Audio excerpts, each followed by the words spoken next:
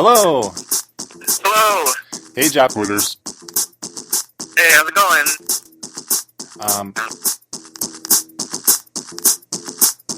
Hello, everyone.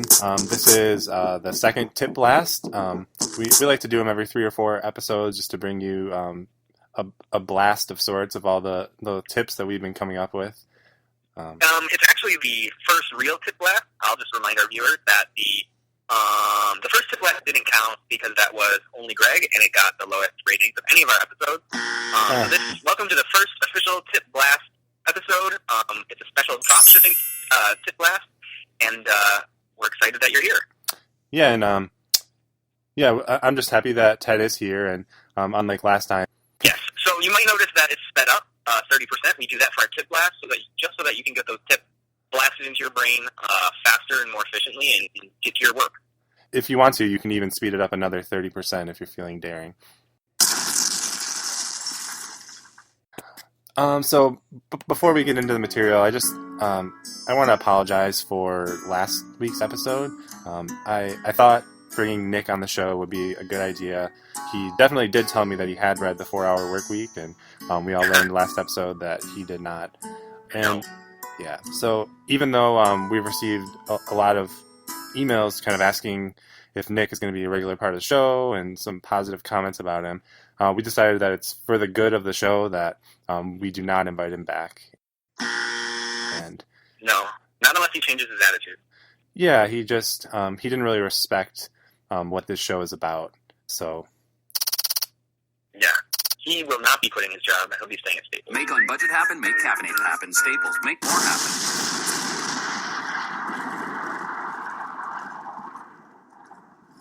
Okay, so let's get into the meat of this tip blast. Drop shipping. That's kind of a hot topic in the entrepreneurial circles. It's what you're all here for. Yep, you got that product you want to drop ship to the world. So I'm gonna start out talking about some of the advantages. I know a lot of you probably already know the advantages, but I think it's just a good idea to cover them anyways. So the first advantage is upfront costs. So when you're drop shipping, you don't have the cost of keeping an inventory. So you don't have to have a warehouse or packing and picking staff. So you can just kind of drop ship all the items as soon as they're bought, and that's a good way to keep those prices down. Right, they kind of just get drop shipped, right? Yep, drop shipped. Okay. And the second advantage, bulky items. So drop shipping is really good for those big bulky items that are difficult to ship. So it just cuts. It's another way it cuts down on cost. It's kind of the theme of drop shipping is drop. Is that kind of what you think of when you think of drop shipping, Ted? The advantages? I mean, what you talked about, bulky items for sure. I guess this is something I've been exploring a lot, and I actually have started a small dropshipping business just to test the waters of homebrew like kits, so that you can kind of make your own beer at home. You know, microbrewing is a really big thing right now. I just figured that was a good train to get on. So let's go through these practical steps to become a professional drop shipper. The first one is that you got to find a supplier. Done. I've got my homebrew kits. Done. I'm starting off drop shipping about 40 of them. Done. Okay. Because I want to make sure it's a good product. Yeah, I think that's a good number to start with. You don't want to get in too deep. Done. Right, absolutely. So I'm committed to about 40 of them. Step 2 is find the best-selling products, do a little market research. Someone suggested that you actually just go on eBay, and so I did that. I looked at homebrew kits, and they're flying off the digital shelves, the virtual shelves, as it were. So yeah, and that one's great for me. I usually find myself on eBay at least a couple times a day, just browsing anyway. So if I just take out a notebook and start writing down ideas, that's probably a good way to get started. Yeah. Step 3 is get a tax ID, because some dropshippers require this. When I ordered the homebrew kits, they didn't ask me for one, so I'm not going to worry about this one unless it gets really big. Yeah, it sounds like back to it. Yeah, it sounds like kind of a roadblock. Step 4 is choose a selling platform. So I'm working on that right now. I have the boxes with the homebrew kits in my parents' backyard, because if you're paying attention to the show, you know that I moved back home. So they're under a tarp so that they don't get wet, because I don't want the homebrew kits to get ruined, obviously. Ted, Craig? Okay. You said you had the boxes at your parents' house? Right. I'm drop shipping them. I've got about 40 boxes, and I'm going to drop ship them. My dad's got a truck. But Ted, it's really easy. Ted, I think you might have misunderstood the drop shipping concept. Why don't you explain to me what you think it is? Well, I mean, really, the only thing that it is kind of having like a virtual inventory. So someone else. Like, do I have a little e-commerce? Yeah, no. I mean, you don't actually have any physical product anywhere. Well, okay, so what are they selling? If you don't have physical product anywhere, you're selling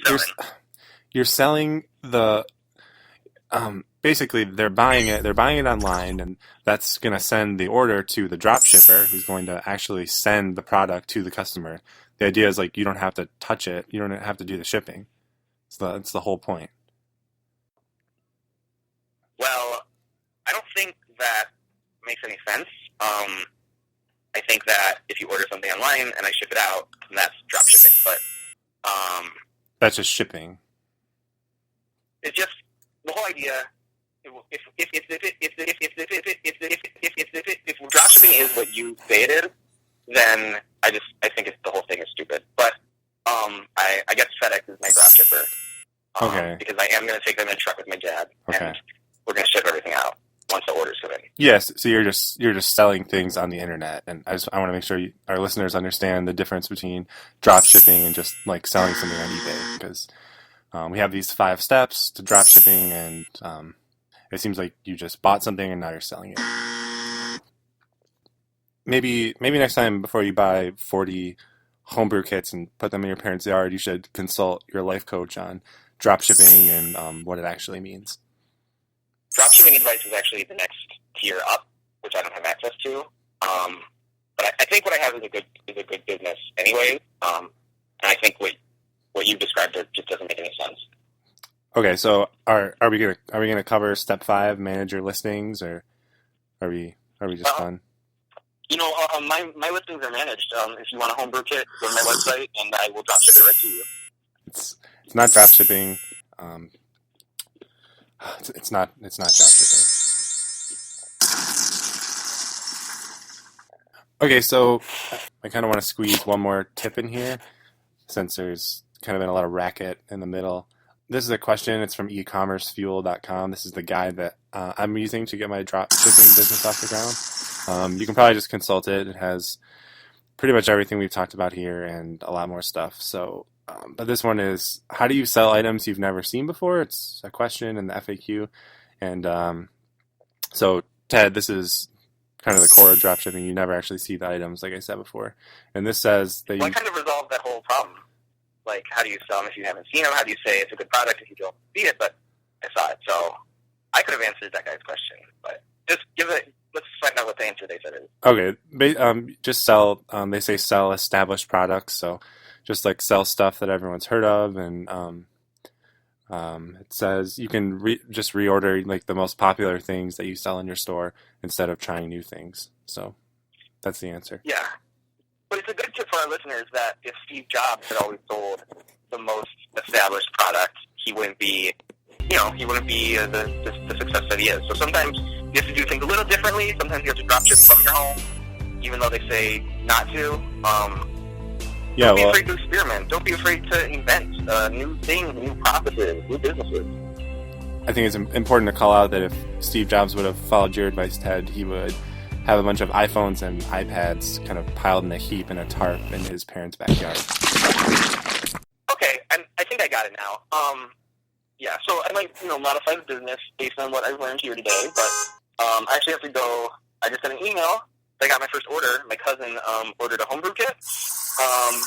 He lives close by, so me and my dad are actually just going to go drop it off at his place. But, I guess that puts the drop shipping. Okay, Ted, that sounds good. I'm happy that you got your first sale. Hopefully, that'll cut into some of the bills you have. Maybe if you sell a couple more, you can afford the next tier for your life coach, so you can figure out what the hell you're doing.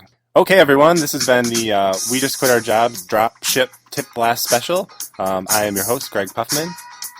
And I'm your other host, Ted Zepp.